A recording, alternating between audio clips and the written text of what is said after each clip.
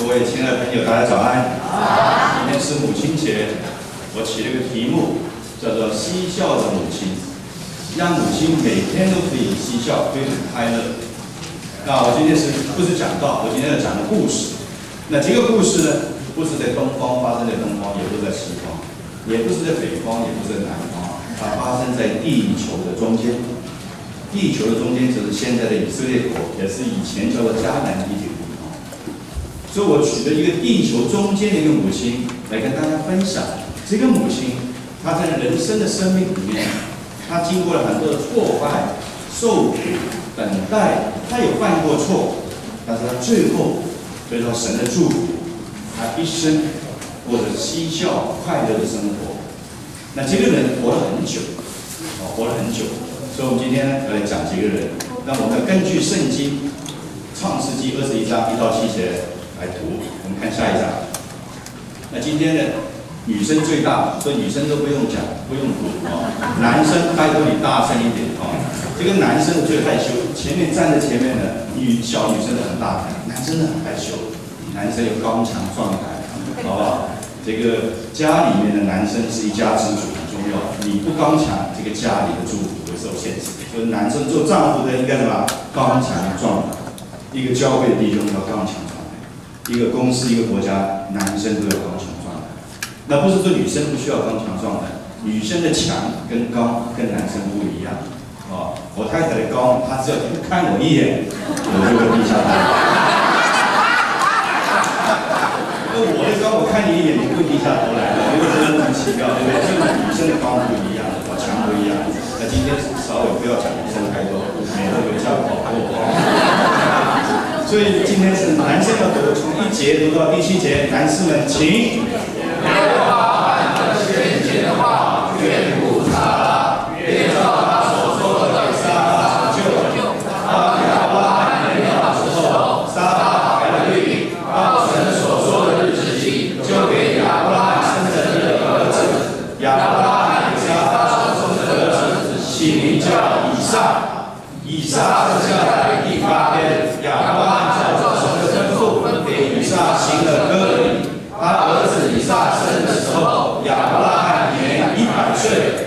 撒拉说：“神使我嬉笑，凡听见的必与我一同嬉笑。”又说：“谁能预先对亚伯拉罕说，撒拉要乳养婴孩呢？因为在他年老的时候，他给我生了一个儿子。”我给他生了一个儿子，下一个就生了个女儿，对不对？这个有子的嘛，万事主撒拉也是一样。这个里面有2个主角，一个叫亚伯拉罕，因为他是以色列人，所以他的名字跟我们不一样。女主角叫做撒拉，就叫做撒莱。后来他改了名字。我们看下一章。这个母亲节不是教会的节目教会没有这个母亲节，所以你去查圣经，母亲节在哪里查不到的但是呢，母亲节因着教会的大力的推动，让母亲节成为一个国际的节日。所以父亲节每个国家不一样，对不对？但是母亲节是全世界一样，就是5月的第几个礼拜啊？第2个礼拜。好，再看下一章。你的世界上每一个女儿如果你认识神的，我认为最大的爱给母亲就是接受耶稣基督，让他认识，这是最大的爱。你很有钱，你给你父母非常多的钱，这种钱100年以后带不走。你给他很大的豪宅、很舒服的环境很重要，但是这些都带不走。只有你接受耶稣，与他认识，让他永远在天国里面将来可以跟你在一起。所以你真的爱你的母亲，你应该好好的为你的母亲来祷告，接受耶稣基督给他认识。你当然也要孝敬他，也要爱护他，不是接受耶稣完了以后，你都理都不理他，等耶稣理他，这也不对。基督徒最重要是要孝敬父母，让你在世长寿，而且神听你的祷告。所以很多的不信主的人，他不了解，就信了耶稣以后，就不要家人了，不要祖先了，其实完全相反。信了耶稣以后，做基督徒的应该更多的爱你的母亲，孝敬她，尊重她，保护她，扶持她。其实母亲要的多不多？母亲最常问的问题就是3个问题。第一问题，吃饱了没有？对不对？第二问题，吃饱了没有？第3个问题，吃好了没有？很少母亲说钱拿了，很少这样子。所以母亲要的多。以前我刚刚在国外读书的时候，我1年半载才打1个电话回家。当我信主以后，我1个月打1次电话回家。当我母亲年老的时候，我现在每天打电话回家。我忘记打电话，我太太会提我，打你妈还没有？有时早上打了，晚上还想打。因为我已经60岁了。昨天我女儿说，社会上规定50岁以上都叫做老人。我说我像老人吗？她说你是不像老人的老人，但是还是老人。所以儿女讲话很诚实。所以做儿女的，如果你的母亲还没有信主，你最重要一点不是买车子给她，不是买房子给她，其实很重要，最重要介绍耶稣基督让她认识。如果你做母亲的，你的孩子还没有信主，你最大给他的爱不是问他吃饭你吃饱了没有，还是问他你信主。所以今天有个新的概念给大家，让大家更多的了解母亲的伟大。我们看下一章。我们今天会讲到亚伯拉罕跟撒拉，他们是夫妻，他们是希伯来人。等下的故事就告诉他们是怎么样子离开他的故乡，去到一个神带他去的地方。因为亚伯拉罕这个人，在圣经里面，在全世界所有的人都认识。因为亚伯拉罕不但只是以色列的祖先，也是阿拉伯人的祖先。所以亚伯拉罕称为信心之父，因为亚伯拉罕75岁，神叫他离开他的故乡。我们一般75岁已经退休了，大部分的时间都在公园或者医院，对不对？很少说还有移民的，75岁办移民都是为了谁啊？孩子，对不对？又是孩子，对不对？很少为了自己。但是那个时候，亚伯拉罕75岁还没有孩子，神要他做一个移民的人。他本来住在哪里呢？乌尔就是以前的米索不达米亚，也是现在的伊拉克的地方，差不多伊朗的地方，对不起。从伊朗到移民到以色列是非常远的一条路。但是亚伯拉罕听到了，所以亚伯拉罕愿意做，所以神称他为信心的之父，就是所有的信心看见亚伯拉罕都觉得说，哇，他是最厉害的。那他的太太撒拉一直跟着亚伯拉罕。所以从撒拉的身上，我们也可以看到一个身为母亲的，她到底有些什么学习，有些什么难处，有些什么喜乐。我们再看下一章。今天呢，是以故事的方式来跟大家讲。这个创世纪里面呢，就讲到8个人物。亚伯拉罕是其中一个非常重要的人物，而且他占的篇幅也非常的大。亚伯拉罕的神呼召他的时候，这个神就是耶和华，创造宇宙万物的神。他住在乌尔，就是现在的伊朗，然后要去到这个现在的以色列这个地方。那个时候他几岁啊？75岁。他的太太撒拉几岁啊？65岁。他们相差10岁。我们再看下一章。离开的时候呢，他们没有孩子，但这个神告诉他，你们将来一定会变成一个大国，大到什么程度呢？你的孩子多的好像天上的星一样，天上的星星非常多，如同海边的沙一样。这个沙是非常非常，这没有人可以数得过天上的星跟海边的沙的。你说对一个75岁的亚伯拉罕，对一个65岁的撒拉来讲，他相不相信呢？不太容易相信，也不能说不相信，对不对？就好像我跟你讲说，我明天给你1000万，你也不要不相信嘛，对不对？你是在说你不太容易相信，对不对？是不是应该这样子，对不对？你相信啊，相信就得着，对不对？明天就给你1000万，对不对？亲爱的弟兄姊妹，我们人一生都在一个相信与不相信之间做一个选择。你相信宇宙有神吗？你相信这个神爱你吗？你相信这个神为你有个美好的计划吗？都需要我们选择。所以亚伯拉罕虽然年纪这么大，撒拉也这么大，但是他们选择相信，他们选择相信。我们看下一章，在这个难处的里面，不是一相信你就马上得着。对一个人来讲，对现在的人讲，65岁，刚才说50岁叫老人，65岁就老人了，对不对？他怎么可能生孩子？但是亚伯拉罕这个故事发生在我们现在离开大概4000年到4500年的时间。那时候的人的生命跟我们现在不一样。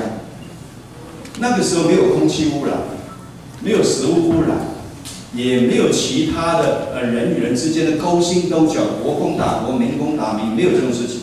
所以那时候的人活的时间是比较长的，是比较长的。那个时代的人大概可以一般来讲可以活到150岁左右。所以对一个65岁的人来讲，他应该还有很长的生命去学习，跟我们现在是不一样。所以当亚伯拉罕听到神跟他们说这个事情的时候，他们真的离开了这个乌尔，就是伊朗，现在慢慢走到现在的以色列，就是迦南地区。因为去到那边的时候呢，发生了这饥荒。我们遇到困难的时候，我们会讲说：神，你叫我来这边，今天来到这边，又不是好吃好住，又发生饥荒，所以他们就很紧张。因为去了，当时候比他们更大的一个国家，叫做埃及。因为在埃及那边，这个亚伯拉罕这个做丈夫的也很好办，看到他的太太怎么看着怎么美，他怕去到这个埃及啊，这个埃及啊，这个文明很发达，经济也很发达，是个强国。他自己担心什么？担心他太太被法老王抢走。你会被移民或者出国到美国去？你怕你的太太被奥巴马抢走了？那说明你太太真的很厉害。但是我跟你讲，每个男生都很小气，对不对？他自己可以看女生，但是他不准男生看他太太，对不对？有没有一个丈夫说：“我太太在这边都来看，没有这种先生。哦，男生都很小气。所以这个亚伯拉罕在想那个，真的在我们看来真的是很好笑的计划，就跟他太太讲说：“因为你太美了，怕埃及人叫你抢走，你要叫我杀掉。”说男生没胆，哦，就是杀掉。他说：“那你这样子，你做我妹妹好，你暂时做我妹妹，就不要做我太太。你想想看，如果一个太太，丈夫遇到困难的时候，都敢挺身而出，却什么？跟他太太说：‘你做我妹妹好了。’你做太太有什么感觉啊？很难受，这个煎熬、熬夜。所以做母亲常常都在生活上会有些熬夜。哦，这个做丈夫的、做孩子的，常常会什么？在外面出了一些问题，带一些问题回来，谁帮你解决啊？妈妈解决。妈妈在解决的时候，她心里面会有熬夜，她会等候一件事情。很多的孩子现在出生以后，大家就学英文，也学小提琴、学钢琴。我一直觉得这个方法是不对的。今天你们来真的有福，尤其是年轻的人，因为你将来怎么教你的孩子，你听进去我的话，你的孩子就不得了，还是了不得。学英文这个不重要的事情。21世纪以后，中文会强势的语言。第二个，学钢琴也不是这么重要的事情，因为那个是个艺术。学什么东西最重要？学好一本国的语言是最重要的。你叫你的国语学好，多少人自己是中国人，不太会讲国语，不太会写中文。以后你做任何行业，我现在做医生，我知道，如果我的语文不好，我没有办法写论文，我没有办法写paper。我没法写报告，或者写出来也词不达意，或者写不到什么意思。所以我一直觉得年轻的孩子们应该好好的读语言，语言能够明白，我跟你讲，他的天分会发展出来。读音乐需不需要读语言啊？音乐不是只有看符号的，对不对？如果你连语文都看不懂，你音乐不了解他在讲什么。所以读语言跟读历史才是小孩子训练最重要的环节。一个人明白历史，他了解人生的经历、国家的经历，他对他自己是个非常大的帮助。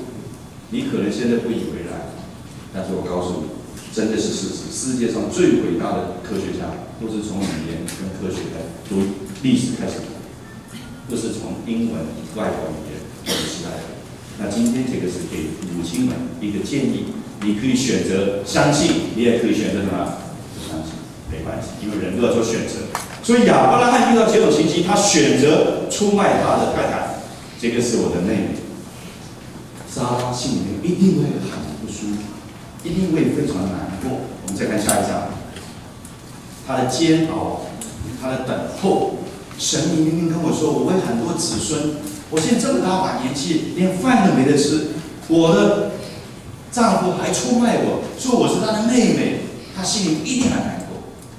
多少的父母，尤其是母亲，遇到儿女、遇到丈夫的事情，丈夫没工作，她担心；丈夫有工作，她也担心。这个孩子考不上大学，她担心；考上也是担心。做母亲的，就是一直在生活里面熬练，一直在受苦，跟莎拉一样。但是神一直告诉她，你将来一定会成为大人。所以今天在教会里面有2个字是很重要的学习，就叫信心。你相不相信？你相不相信？一个人对自己没有信心，他会失败。就是他有多大的本事，他会失败。一个人就算你多有本事，你没有信心，你最后还是一场空。所以信心是我们神给我们一个非常非常好的一个礼物。这个礼物虽然看不见，但是你可以经历这个信心。莎拉再次选择对神的信心，虽然她丈夫好像有点出卖她，虽然环境不怎么样，但是她选择仍然相信。我们再看下一章。但是在信心的里面，等太久了也会急躁啊，会用人的办法。所以莎拉到了一个程度，过了10年，她的丈夫85岁，她75岁，她还是没有孩子，她就有点急躁。我们有没有这种情形？我有个朋友，他爷爷是医生，奶奶是医生，他是医生，他太太是医生，所以他唯一的儿子也要做医生，一共考了4年还没有考上，要进入第5年去考。我就跟他讲，我说你的信心真伟大。如果你这个信心来相信神的话，你儿子一早考上了，他不一定是考上医学院，对不对？神就说你信主一定考上医学院，但这个考上一科是他最需要的。所以莎拉也是一样，她遇到这种情形，她就觉得等候了这么久，她有点急了，急到一个程度什么？她自己想了个办法，我生不出来，我找我的使女，因为那个时候啊，跟中国在清朝的时候，男生3妾4妾是应该的，对不对？这是多妾太太是没有什么不应该的，这不是神的意思，这是人的风土人情的关系。所以她就想叫她使女什么，就送给她的丈夫，让她使女能够生个孩子，你能将这个孩子归给自己，让她可以成全这个神说的话。所以我们人常常等不到的时候，慢慢等得不耐烦的时候，我们常常用自己的方法去做事情。你的最后的结果呢？果然，他的使女什么下降怀孕。怀孕以后呢，你不要以为说当时候她是你的使女，她听你的。那现在有了怀孕，有了儿子以后，那就不一样了，对不对？你说看过电影里面，这个真宫娘娘没有孩子，对不对？这个西宫娘娘有了孩子以后，这个西宫娘娘最后什么就夺权了，对不对？因为她有了孩子，她的孩子将来是王位的继承人，这个夏甲也是这样子。发现说，我有了孩子，我现在还需要看你的脸色吗？我们再看下一章，他就开始是吧？就是不尊重他的祖母，就是撒拉。然后呢，神继续告诉他。我们人在生活中也是一样，我们有时候祷告一件事情，就是祷告一直祷告，好像神还没有听。所以等候是一个不容易的事情，等候是一个不容易的事情。这个等候放榜啊，对，等候老板的这个公司的聘请书啦，对不对？等候这个健康检查的报告啦，都非常难受，都是很难受的事情。但是神还是跟他讲说，是你要生孩子才算是你的孩子，不是你的子女生的，他生的不算，你还是要生孩子。那个时候他们已经80几、90岁的人，你说容不容易相信？不容易相信。今天我们做妈妈的，我太太在喂2个孩子，我太太每天对我孩子都有祷告，这个教会说有祭坛祷告，祭坛祷告，所以每天孩子带了，孩子最常问的问题，怎么又来祷告了，对不对？最常问的问题了，对不对？那有时候我也会问几个问题，哎呀，忙得不得了，又来祷告。我常跟他讲的，我已经祷告过了，对不对？我已经祷告过，因为开车可不可以祷告？可以祷告。开刀可不可以祷告？可以祷告。对，我曾经讲开刀为病人祷告，那个病人得救了。我还记得这个是大概12年前的事情，那个时候我还在中校医院做主任，有个年轻的女生，4肢断了3肢，车祸。她男朋友骑摩托车，男朋友1.4个杯，她坐后面就断了3肢。我们就为她开刀，开完刀以后，那个时候我们在中校医院，在10楼有一个礼拜5下午有一个福音讲座，就是我在那边带，我就邀请她上去，他就说：“耶稣，你是念科学的，怎么相信一个看不见的神呢？”我说这个话问得很好，我是念科学，我都相信那个看不见的神，你可想而知他有够真。你们知道我在讲什么吗？没有反应，好像不太知道我在讲什么。对不对？你都知道我练科学的，练科学的人都相信这个神，你说这个神是不是有够真的？有够真的，对不对？有够真的，对不对？那他就一副爱理不理的样子。我们要唱诗啊、读经啊，最后他问了个问题，他说：“耶稣，你常说祷告，你有为我祷告吗？”我说：“因为你是车祸，你是急诊的刀，当我接到你的情形的时候，已经是差不多10点多，晚上10点多。我说就马上就赶到医院去，我在路上就为你祷告，我还不认识你。我说求主给我智慧，让这个病人经过我的手，将他的骨折的地方给他处理。”他一听到我这样讲，他就哭。我说：“你在开刀之前，我为你祷告，求主保守我，让我有智慧、安全的帮你开完刀。你开完刀以后，我也为你祷告，让你康复的能够进去。”福音还没有讲，他说：“我要信耶稣。”这就是信心，这就是选择。阿门吗？今天做妈妈你也是，你的人生里面可能遇到很多的困难，你的儿子不听话，你的先生不信主，你像撒拉一样，就是信主，他也常常出卖你、欺负你。你做母亲的，你会接纳，你会自己出点馊主意都没有关系。神来寻找我们，不是要找圣人，不是要找完人。神要来找我们，就寻找我们有愿意的人，愿意接受神救我。所以撒来他仍然在笑的时候、难过的时候，有时候想到神说有，他相信；有时候看到情形，他不相信，或是一下子热，一下子冷，一下子笑，一下子忧，就是我们人的生命。但神一直跟他讲：“你一定从你的肚子里面可以孩子出来。”我们再看下一章。你的这个孩子里面，其中有一个还是做君王的，哇，这个不容易。生个孩子也不错了，对不对？健康就好了，还要做君王的，这个超过我们人所想。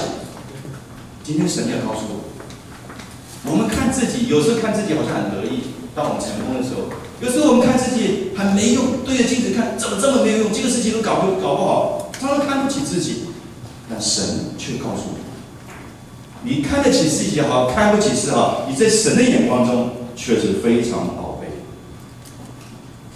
所以每一次当我遇到困难的时候这个在外面工作这个现在病人很凶专门骂医生的，对不对？你稍微有点不满意，他就这里很难看。有时候看镜子的时候，你是这么糟糕的人吗？那通常99.9%都是鼓励的人比较多，但是鼓励的我们通常不会放在心里面，对不对？有1个2个人跟你吵的话，你就很不好受。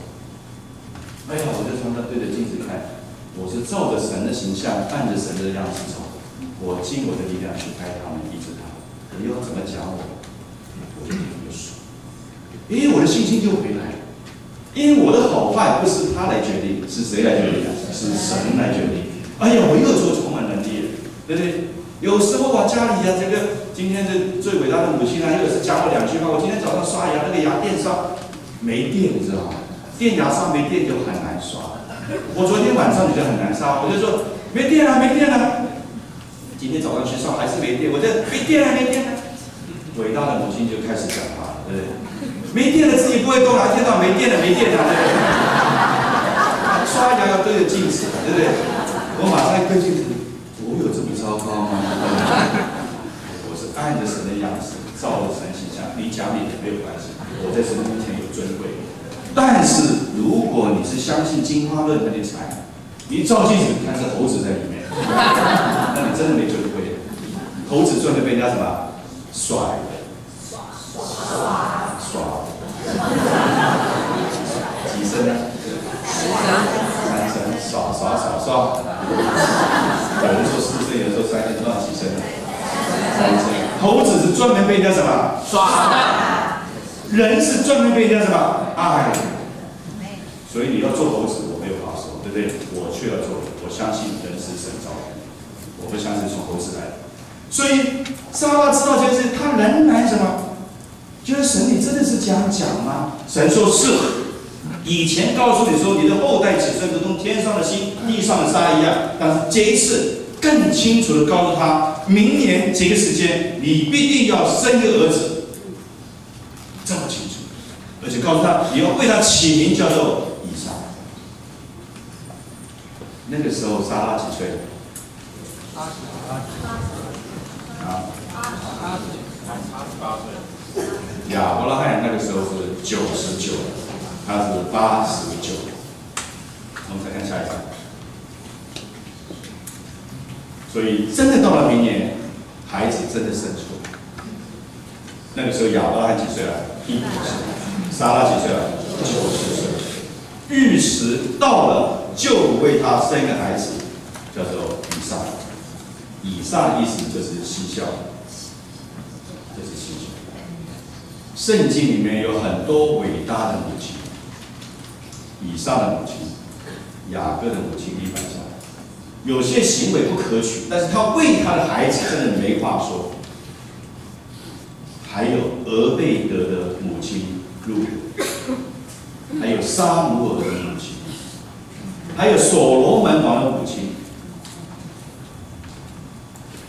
还有西使约翰的母亲。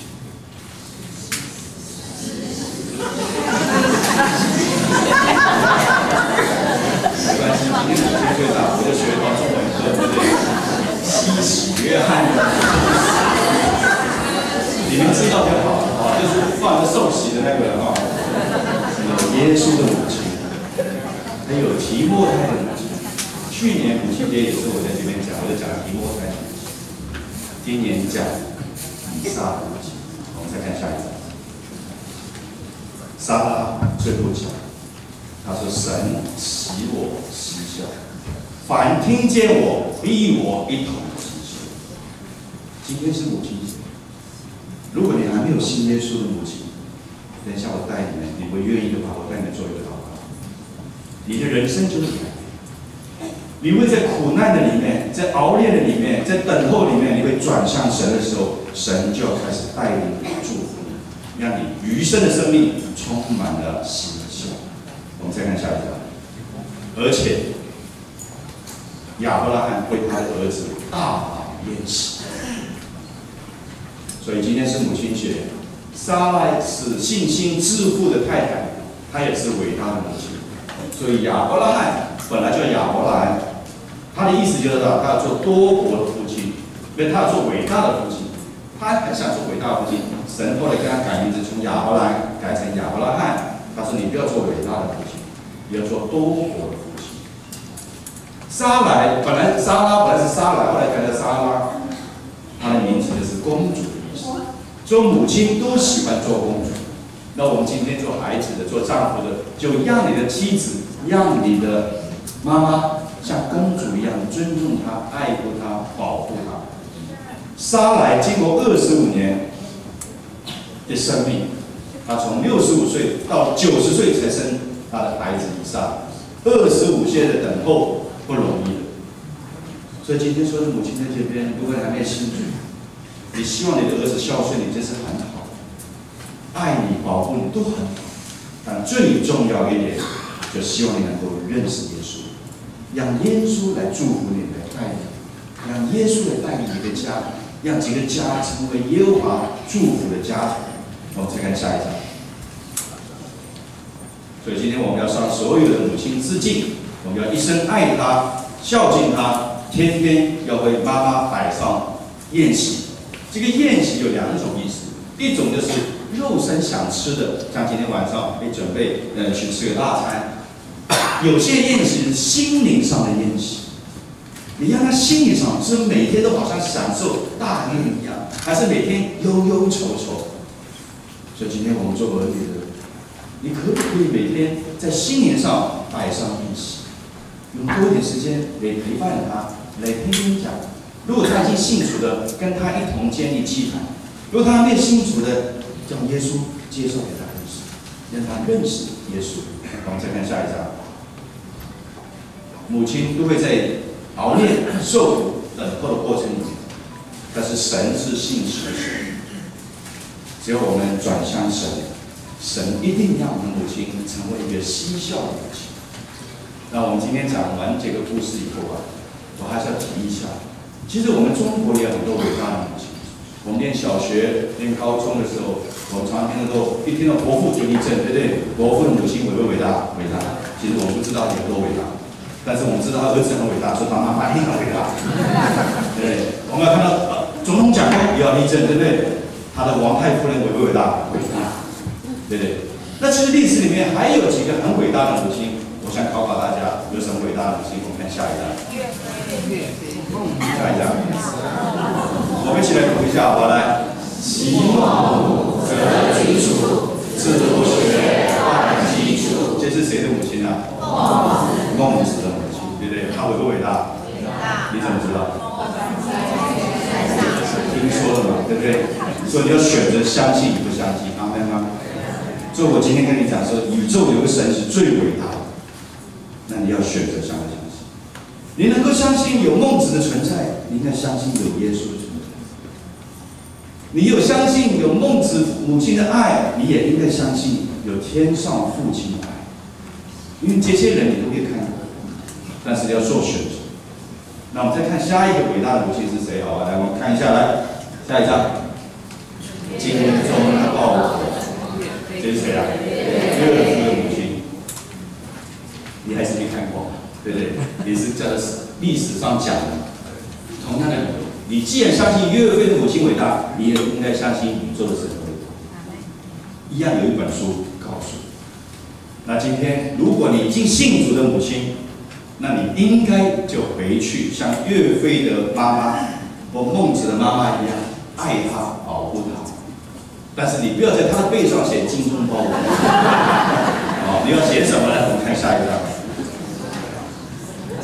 忠信事主，健康的吧。但是还有注意，不要写在他的背上，啊，这个洗不掉的，要写在他的身板上。那如果今天你是做儿子的，你应该好好的来孝顺你的母亲，还有你的父亲。我们就低头做祷告。主，我感谢你，你赐给我们每一个人都有一个母亲。从母亲的身上，我们知道天上有个父亲的爱。你就像母亲一样，像母鸡一样保护我们小鸡。你寻找我们，你爱我们。但是今天来到你面前的还不认识你的母亲，主啊，当他们现在的心愿意打开的时候，你的灵就进到他们里面，你就寻见他们，你赦免他们的罪。所以现在我问大家一个问题：你还没有信主的母亲，如果你今天愿意接受耶稣基督成为你的救主，你愿意他一生来爱你的人，请你举个手。愿意的人，请你举个手。好，谢谢。还有没有？请你举个手。还没有信的，你愿意耶稣？好，谢谢。还有没有？你都不用看人家，你自己做决定就好了，没有人会强迫你。你相信孟子的妈妈，你相信约菲的妈妈，我现在跟你讲，有个神像妈妈也爱你。愿意的人，请你举个手。还有没有？还有没有？好，谢谢。还有没有？好，刚刚有举手的，神你都看见。